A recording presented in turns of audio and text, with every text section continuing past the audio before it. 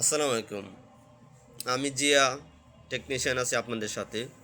তো আপনারা হাইব্রিড গাড়ি যাদের আছে ওরা অনেক সলিউশন পাচ্ছেন না।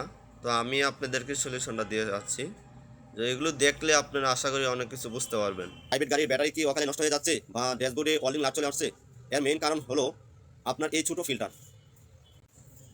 আপনারা অনেকজনই জানেন না হাইব্রিড গাড়ির ব্যাটারি ফিল্টারটা কোথায় থাকে। ফিল্টারটা থাকে সিটের পিছনে, সামনের সিটের পিছনে নিচে।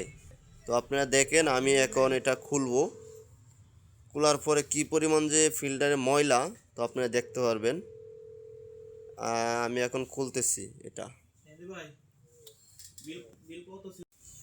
একমাত্র আপনার ফিল্টারের কারণে আপনার হাইব্রিড ব্যাটারি দ্রুত নষ্ট হয়ে যেতে পারে।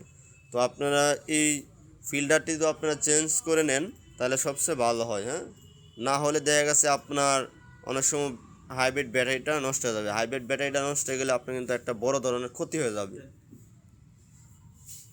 আর আপনারা অনেকজনে ভাবেন হাইব্রিড গাড়ির ব্যাটারির ফিল্টারটা আমরা হাওয়া মেরে আবার ইউজ করবো, কিন্তু এটা করা ঠিক না। আপনার এটা কিন্তু একটা সেন্সিটিভ জিনিস, তো আপনারা এটা চেঞ্জ করে নিলে আপনাদের সবচেয়ে ভালো হয়। ঠিক আছে, আপনারা এটা চেঞ্জ করে নেবেন। আর আমার এই ভিডিওটা দেখে যদি আপনাদের উপকারিতা হয়ে থাকে তাহলে এবং লাইক এবং শেয়ার করে রাখবেন। আমি আপনাদের সাথে আছি সবসময়। তো ভালো থাকেন, ধন্যবাদ সবাইকে।